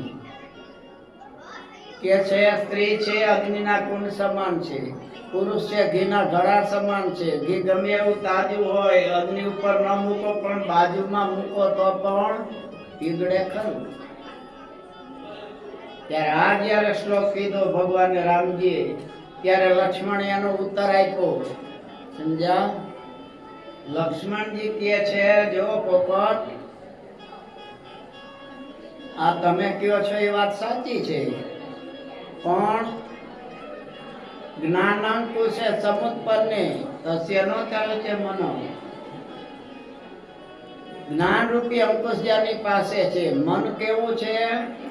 લક્ષ્મણ કે છે મનો ધાવતી સર્વત્ર મદોન્મત ગજેન્દ્રવ. આ મનજીભાઈ છે મદોન્મત હાથીની જેમ દોડાદોડી કરે છે, પણ કે છે જ્ઞાનાંકુશે સમુત્પન્ને તસ્ય નો ચલતે મન. જેની પાસે જ્ઞાન રૂપી અંકુશ છે એનું મન કે છે ચલાયમાન ન થાય. ત્યારે રામચંદ્રજી છે પોપટનું રૂપ ત્યાગ કરી મૂળ રૂપે આવીને ઉભા રહ્યા. હે લક્ષ્મણ સત્યવાદીન સુમિત્રાયા ચ નંદન ઇક્ષ્વાકોહ સમુત્પન્નો બ્રહ્મચારી નમો નમો. લક્ષ્મણ ધન્ય છે તારી માતાને, ધન્ય છે અમારા ઈક્ષ્વાકુ વંશને કે તારા જેવો પુત્રનો જન્મ આપ્યો છે. આ વંશમાં જે દ્રઢ બ્રહ્મચારી છે, જે તપુરના વટવટમાં મહારાજે લક્ષ્મણની, હનુમાનજીની, બ્રહ્માંડ સ્વામીની યતિપણાની પ્રશંસા કરી છે. કેટલા વર્ષ રહ્યા વનમાં? 14 વર્ષ ને એમાં 1 વર્ષ જેવું જવા દ્યો ને, લંકામાં રહેવું પડ્યું સીતાને, પણ 13 વર્ષ તો ખરા ને. લક્ષ્મણજીને સીતા માતાનું મુખારવિંદ સામું જોયું નથી. હવે આપણી પરિસ્થિતિ કેવી છે એ વિચાર કરી લેજો. આપણે ભગવાનના ભક્ત છીએ અને ઘણીવાર સર્વોપરી છીએ અને આવી વાત કરીએ છીએ તો આપણું મન તો કોઈની બેન દીકરીને જોઈને આડું થતું નથી ને, કે કોઈ બહેનોને કોઈ પુરુષને જોઈને પોતાના પતિ સિવાય મન આડું થતું નથી ને. આ શાસ્ત્રો એટલા માટે વાંચવાના છે એ જ્યારે સીતાનું હરણ થયું અને પછી સુગ્રીવને મળે છે ત્યારે સુગ્રીવે કીધું કે આકાશમાં કોઈ રાક્ષસ જતો હતો અને હે રામ કરતી કોઈ સ્ત્રી હતી અને એને ત્યાંથી ઘરેણાનું પોટલું ફેંક્યું છે. અહીંયા છે એટલે ખોયલું. રામચંદ્ર ભગવાન કે લક્ષ્મણ જોજો આમાં સીતાના છે હાથના બતાવ્યા, ગળાના બતાવ્યા. લક્ષ્મણ કે આ એકેય ઘરેણાને હું ઓળખતો નથી. પગના ઝાંઝર બતાવ્યા ત્યારે લક્ષ્મણ કે આ સીતા માતાના છે. રામ કે તો પછી આ બીજા ઘરેણા ન ઓળખા અને પગના ઝાંઝર જ કેમ ઓળખા? લક્ષ્મણ કે મેં એમના સામું કોઈ દિવસ જોયું નથી એટલે મને બીજા ઘરેણાની ખબર નથી. સાંજે કાયમ સંધ્યા વંદન કરીને તમને પગે લાગીને સીતાજીને પગે લાગવા જાઉં ત્યારે આમ નમું એટલે એના ચરણમાં મારી દ્રષ્ટિ પડતી એટલે આ ઝાંઝર એમના છે એટલો ખ્યાલ છે. હવે આપણે ભાઈ આપણા મનજીભાઈને વિચારજો આ લક્ષ્મણ ક્યાં છે અને આપણી સ્થિતિ કેવી છે. આ શાસ્ત્ર એટલા માટે સાંભળવાના છે, આ કથા બધી એટલા માટે છે કે આપણામાં સુધારો આવે. ભાગવતમાં 9મા સ્કંદમાં કથા આવે છે, સમજ્યા? દુષ્યંત રાજાની એ જ્યારે કર્ણ મુનિના આશ્રમમાં આવે છે અને શંકુતલાને જોવે છે ત્યારે શંકુતલાને જોવાથી એનું મન ચલાયમાન થયું. એ ચલાયમાન મન થયું, શંકુતલામાં ખેંચાયું એટલે તરત જ એને બીજા હતી ઋષિ કન્યાઓ એને પૂછ્યું કે આ કોની દીકરી છે? એટલે કે કર્ણ મુનિની. દુષ્યંત કે એ મનાતું નથી મને, કારણ કે મારું મન એમાં આસક્ત થયું છે. મારું મન બ્રાહ્મણની ઋષિની કન્યામાં ક્યારે જાય નહીં એટલો તો મને મારા મનનો વિશ્વાસ છે. મારું મન આમાં ગયું છે તો ચોક્કસ આ કોઈ ક્ષત્રિયની કન્યા છે. ત્યાં ઋષિ પત્ની આવી કે રાજન તમારી વાત સાચી છે, કર્ણ મુનિ તો પાલક પુત્રી છે. બાકી વિશ્વામિત્ર તપ કરતા હતા અને મેનકાય એને ભ્રષ્ટ કરવા આવી એમના થકી આ દીકરીનો જન્મ થયો છે. એ અહીંયા મૂકી અને પોતે વહી ગઈ સ્વર્ગમાં. કર્ણ મુનિએ લાવી અને મોટી કરી છે. તો દુષ્યંત રાજાનું મન કેટલું સ્થિર છે. એને ખબર પડી ગઈ કે આ ક્ષત્રિયની જ કન્યા હોવી જોઈએ, નહીતર મારું મન ક્યારેય ચલાયમાન ન થાય. તો આપણે ભગવાનના ભક્ત છીએ, તિલક ચાંદલા કરીએ છીએ, મોટી મોટી વાતો કરીએ છીએ, પણ આપણું તમારે ને મારે બધાને આ સમજવાનું છે કે આપણા જીવનમાં ભગવાન રાજી થાય એવું જીવન છે કે ભગવાનને આ સંતો વયા ગયા એમ ન માનતા. એ બ્રહ્માંડ સ્વામી, ગોપાલ સ્વામી, નિત્યાન સ્વામી બધાય છે. અને એ બધાય આપણી ક્રિયાઓને જોઈ રહ્યા છે. આપણે શું કરી રહ્યા છીએ. તન કી જાણે મન કી જાણે, જાણે ચિત્ત કી ચોરી, ઇનકે આગે ક્યાં છુપાવું, जिनके हाथ में है दूरी. એટલે આ શાસ્ત્ર એટલા માટે સાંભળવાના છે. મહારાજ કે છે સ્ત્રીની પ્રાપ્તિ થાય તો એના માટે મનુષ્યની પણ ક્યારે હિંસા ન કરવી, ધનને માટે પણ હિંસા ન કરવી, તેમજ રાજ્ય મળે એવું હોય તો એના માટે પણ ક્યારે હિંસા ન કરવી. હવે બીજાની હિંસાનો નિષેધ કરી મહારાજ પોતાની હિંસાની વાત કરે છે. આત્મઘાત સુતીર્થે પી ન કર્તવ્ય ન ક્રુધાય, આત્મઘાત સુતીર્થે પી ન કર્તવ્ય ન ક્રુધાય, યોગ્ય આચરણ કપી ન વિશોદબંધના દિના, અયોગ્ય ચરણ કપી ન વિશોદબંધના દિના. મહારાજ કે છે અમારા ભક્તોએ આત્મઘાત થતું તીર્થે પી ન કર્તવ્ય ન ક્રુધા. આત્મઘાત કદાચ ક્રોધથી પણ ક્યારે કરવો નહીં. અયોગ્ય પોતાથી આચરણ થઈ જાય તો શેનાથી કે છે, કાં તો ઝેર પીએ, કાં અગ્નિમાં કેરોસીન છાંટે, કાં ગળે ટૂંકો દે. આવા કોઈ પણ પ્રકારે મહારાજ કે છે આત્મઘાત કરવો નહીં. કોઈ વળી શંકા કરે છે કે હવે આત્મઘાત કરવામાં શાસ્ત્રોમાં અમુક જગ્યાએ તો છૂટી આપી છે કે તીર્થોમાં જઈ, પ્રયાગરાથી તીર્થોમાં જઈને દેહનો ત્યાગ કરો તો ધામ મળી જાય. મહારાજ કે છે એ વાત ખોટી છે. અને કદાચ એવું શાસ્ત્રમાં ક્યાંક લખ્યું છે તો એ સતયુગની વાત છે, કળિયુગમાં નહીં. ભૈરવ જળ ખાય, જુનાગઢ જાવ ને તો ઉપર હતું. ઘણા શું કરે, ડોહલા હોય પછી કઈ છે મારે આત્મઘાત કરવો છે, મોક્ષ મળી જાય ને એટલે બાપાને શણગારે ને હાર પહેરાવે ને અબીલ ગુલાલ છાંટે અને ઢોલ ને નગારા વગાડતા વગાડતા લઈ જાય.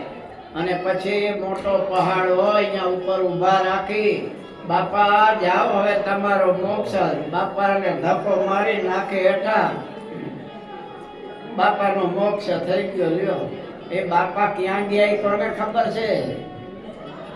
હે એ ખબર છે? ગયા એના કોઈ સમાચાર નથી રે કોઈ. કયો છો ને આવી રીતે કરતા, કાં તો અગ્નિમાં પ્રવેશ કરી.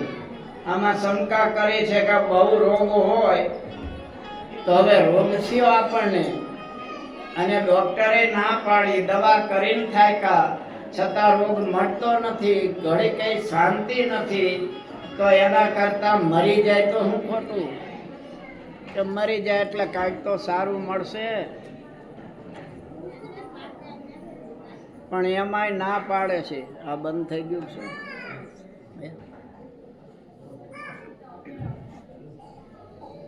એટલે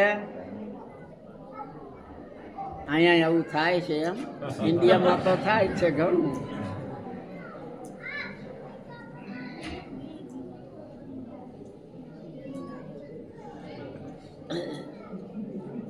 આપણે 11:30 થયા છે, ત્યાં લગી રાખો.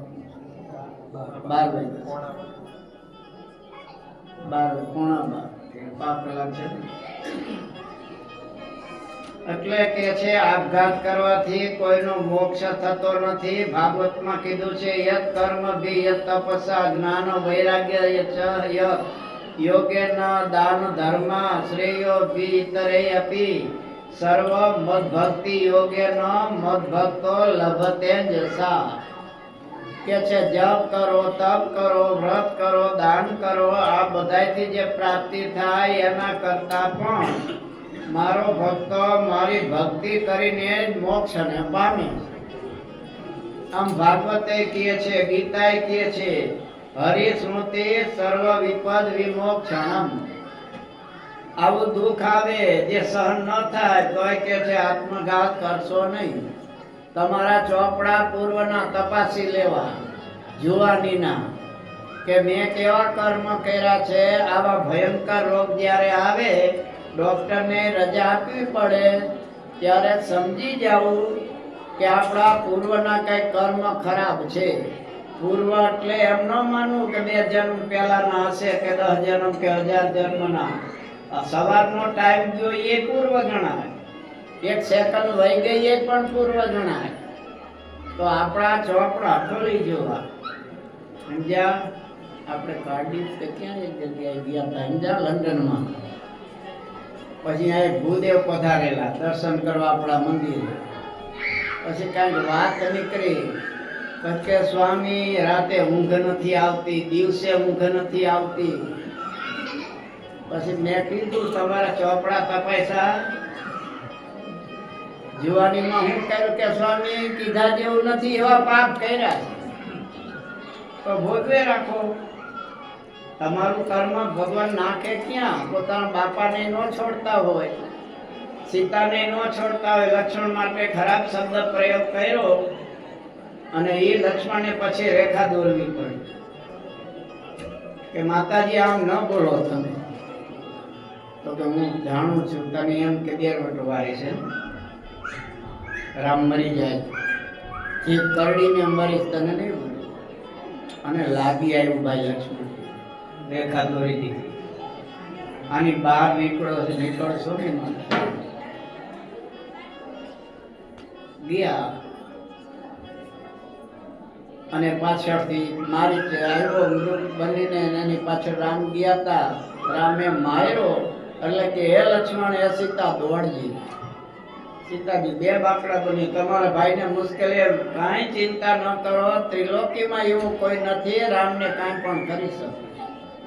ત્યાં બીજી વાર સાદ આવ્યો એટલે વધારે 2 બાકડા બન્યા. આ શબ્દ વાપરો એટલે લક્ષ્મણ રેખા દોરીને હાલતા થઈ ગયા.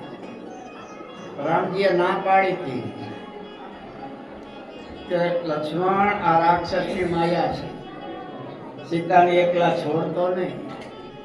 કે ભલે, પણ આવું વચન કીધું એટલે નીકળ્યા. રસ્તામાં રામ સામા મળ્યા. એ તો મારી જ હતો, તને મેં ના પાડી હતી સીતાને એકલા મેળવાના તું આવ્યો. ત્યારે કે મોટા ભાઈ માફ કરો, મારી ભૂલ થઈ ગઈ. પણ ચિંતા ન કરતા, સીતાની રક્ષા કરીને આવ્યો છું, રેખા દોરીને આવ્યો છું. ત્રિલોકીમાં એવો કોઈ નથી કે રેખાને ઓળંગીને અંદર જઈ શકે. લક્ષ્મણ રેખા ઓળંગીને તો અંદર નહીં જઈ શકે, પણ અંદર ગયેલી બહાર નીકળશે તો.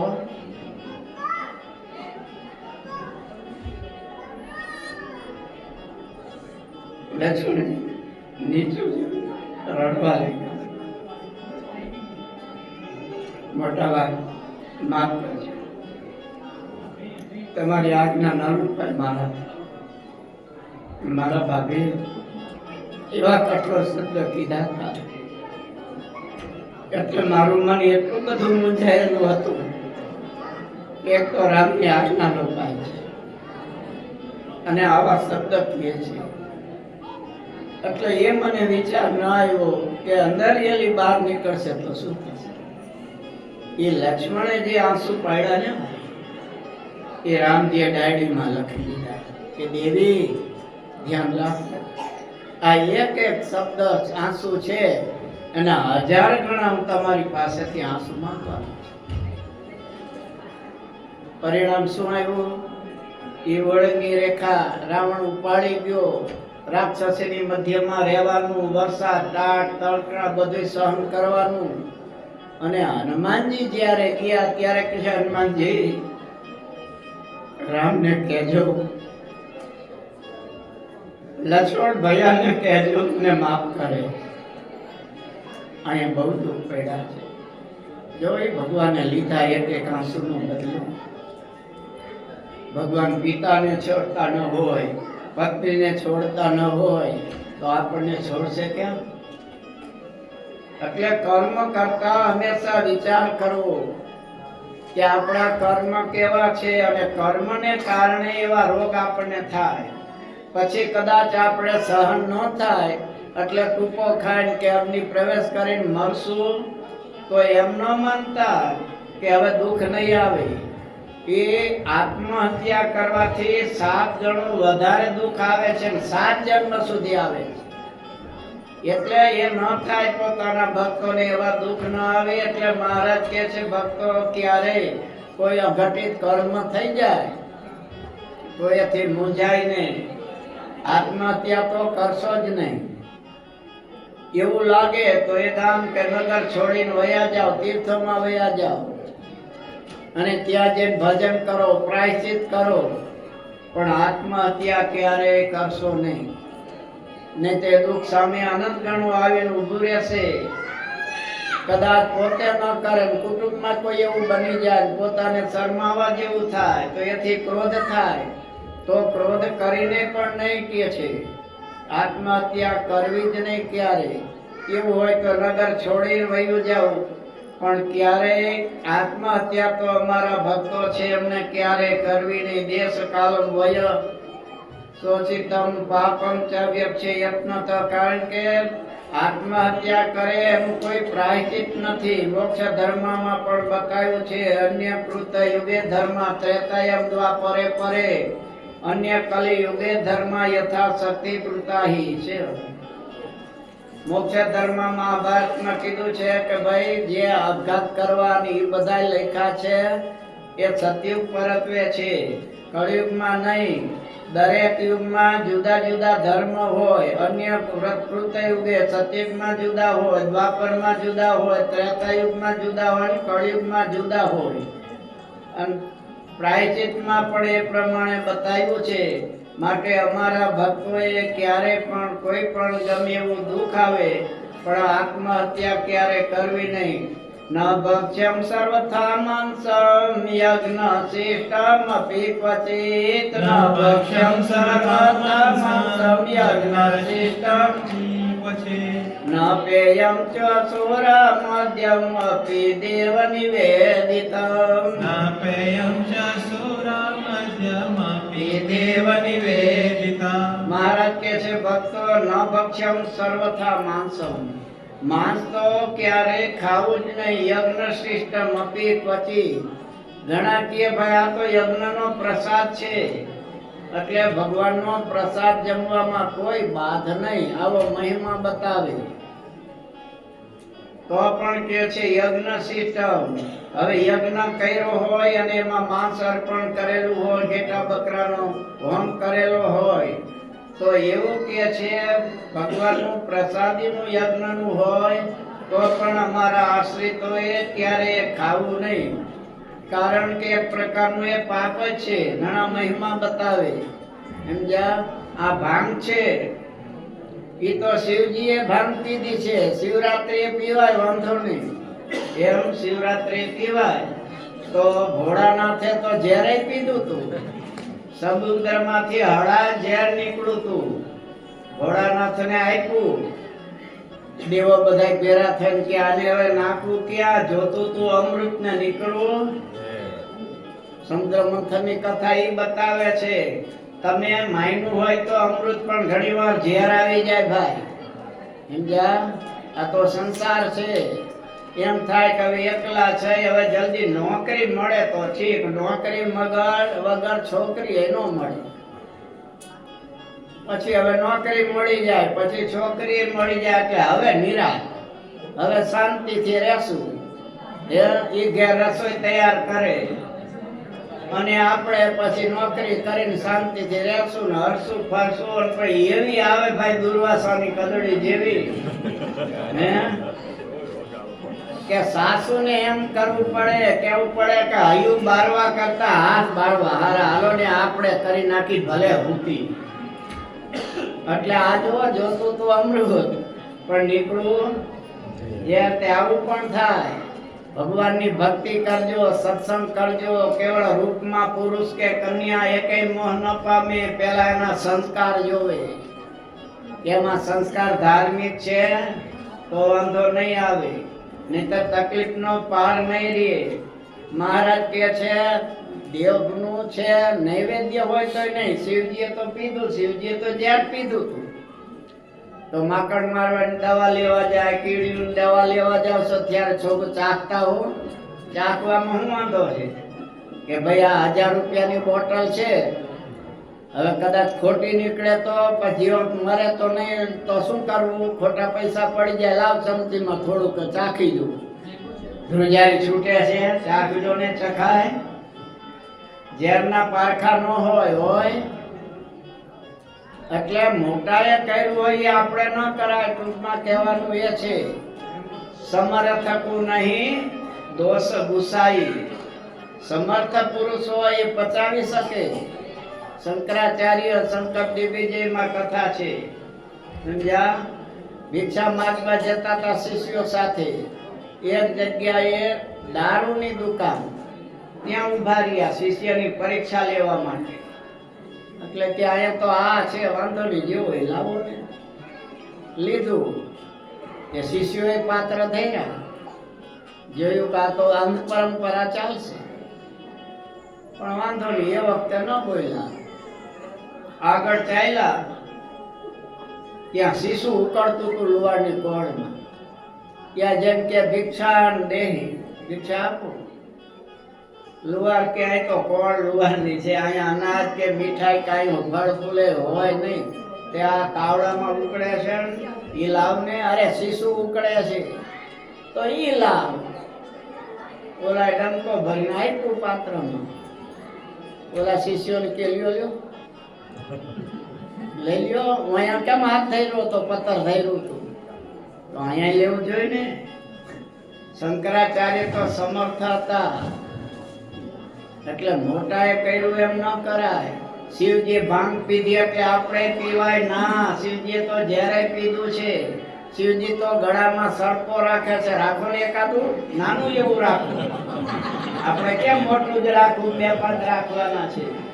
એટલે મોટા પુરુષોએ જે કર્યું હોય એ કોઈ મહિમા કઈ કે આ તો દેવની પ્રસાદી છે તોય કે છે એ અભક્ષ્ય વસ્તુ હોય, માંસ હોય, યજ્ઞનો પ્રસાદ કહે તોય અમારા ભક્તોએ ક્યારેય એ ખાવું નહીં. કારણ કે માંસ ક્યારેય પશુ સિવાય બનતું નથી, ઝાડમાંથી કે અનાજમાંથી થતું નથી. માંસ એ માણસ જ છે અને એ ખાવાથી મહાન મોટો દોષ લાગે છે. હવે આપણે એમ તો માંસ ખાવા નહીં જઈએ, પણ ગાયડા ચાયરા વગરનું બધું વાપરતા હોય તો એમાંય જીવાત આવે તો એ માંસ તો લે છે ને. એટલે એ ધ્યાન રાખવું. આ હોટલમાં જ્યાં ત્યાં પહોંચી ગયા, જમોડું ભૂંડ બાદ જ્યાં નીકળે જ્યાં બધું નાખતું જાય એમ ગમે આ બેહી ગયા. અમારે તો બધું હાલે. પછી ઓલા મારીને તોડી નાખશે એમના દૂતી ખબર છે. માનવ જન્મ ભગવાને દયા કરીને આપ્યો છે. એ માનવ માટે જ બધા ધર્મો છે, પશુ પક્ષી માટે નથી. લખ્યું કાયા કોઈએ જાડો પેશાબ કરવો નહીં, થૂકવું નહીં, ત્યાં પોદળો કરે ભેંસ તો એને દંડ થાય. આ જે લાલ બધાય બોર્ડ હોય છે અને ઊભી રાખવી પડે છે ને ગાડીઓ તમારે, તે સરકારને તમને હેરાન કરવા માટે રાખ્યા છે કે તમારી સેફટી માટે છે? આપણી સેફટી માટે છે, બીજાની સેફટી માટે છે. એ લાલ છે, ડેન્જર નથી, આપણી રક્ષા માટે રાખ્યા છે. એમાં ધર્મ જે ભગવાને બતાવ્યા છે ગીતામાં, ભાગવતમાં, બધી જગ્યાએ એ આપણી જ રક્ષા માટે, આપણા જ મોક્ષ માટે, આપણા જ હિત માટે કરેલા છે. એટલે મહારાજ કહે છે આવું કોઈ પણ મહિમા બતાવે તો મહિમાનો અર્થ લઈ પણ અમારા ભક્તોએ ત્યારે મદિરા માંસ છે એ દેવનું નૈવેદ્ય હોય તો એ સ્વીકારવું નહીં. સ્વર્ણ ભગવાને કીધું છે કોઈ દેવની નિંદા ન કરવી, અને રસ્તામાં જતા હોય વિષ્ણુ હોય, શિવ હોય, પાર્વતીનું હોય કે સૂર્યનારાયણ કોઈ પણ દેવનું મંદિર હોય આગ્રહપૂર્વક દર્શન કરવા. પણ જે દેવ અને દેવીને માંસ અને મદિરા અર્પણ થતી હોય એના દર્શન કરવા નહીં, કારણ કે એના દર્શન કરવાથી આપણા પુણ્યનો નાશ થઈ જાય છે. અને એ દેવીને એના રસ્તે, આપણે આપણા રસ્તે, એની નિંદા પણ કરવી નહીં, એના રસ્તે છે. એવા તમોગુણી છે દેવો, જે માનવ તમોગુણી, રજોગુણી, સત્વગુણી હોય છે, એમ દેવો પણ રજોગુણી, તમોગુણી, સત્વગુણી હોય છે. એની રીતે એને એનું નૈવેદ્ય થતું હોય, પણ ભગવાનના ભક્તોએ, વૈષ્ણવોએ એ ક્યારે સ્વીકારવું નહીં. હવે આપણે ટાઈમ થઈ ગયો છે ભાઈ, કથાની સમાપ્તિ થાય છે. શ્લોક તો હજી ઘણા બાકી છે, પણ એ કાંઈ પૂરા થાય એમ નથી. જેટલું સમય પ્રમાણે મહારાજના જે આ ચરિત્ર શિક્ષાના બોધ છે આપણે સાંભળ્યા છે. વિષય તમે બધાય અહીંયા શિક્ષાપત્રી ભાષ્ય ગુજરાતીમાં પણ છે, એ વાંચી લેજો. એટલે આપણને એમાંથી મહારાજે કીધેલું ઘણું સમજવાનું મળશે. આપણા હિતને માટે છે, આપણા સુખને માટે છે. અત્યાર લગી કથા કરી એમાં કદાચ આ તો કથા છે ભાઈ, ઘણાને કથામાં કંટાળો આવે, સમજ્યા? શું કથામાં બેઠા હોય ફાવે નહીં, આ ભાઈની જેમ પગે આડાવડા કરવા પડે. ઓલી ગાડી હોય ને, ગાડીમાં ચલાવે ને ત્યારે થોડી થોડી વારે આમ આમ કરતો જાય, ગેર બદલાતા જાય ને એમ અહીંયા ઘણી વાર ગેર બદલવા પડે. એટલે એવું બધું થતું હોય, તમને કઠિન લાગ્યું હોય, કદાચ કથા ન પણ ગમી હોય, કંટાળાજનક પણ ઘણાને લાગી હોય, તો કંટાળો આવ્યો હોય તો રાજી રહેજો, સારું હોય સ્વીકારજો. ભગવાનની કૃપાથી જે મારામાં શક્તિ હતી એ પ્રમાણે તમને જ્ઞાન આપવાનો પ્રયાસ કર્યો છે. સર્વેત્ર સુખિનઃ સંતુ, સર્વે સંતુ નિરામયાઃ, સર્વે ભદ્રાણી પશ્યન્તુ, મા કચિત દુર્ભાગ ભવે. આ કથામાં જેને જેને યજમાન બની સેવા કરી છે એ બધાને ભગવાન સર્વ પ્રકારે સુખી કરે. જે કાંઈ તન મન ધનથી કોઈ પણ સેવા કરી છે એનું પણ ભગવાન સારું કરે. અરે કથા સાંભળવા આવ્યા છે એનું ભગવાન સારું કરે એવી શુભેચ્છા સહ વિરમું છું. સ્વામિનારાયણ.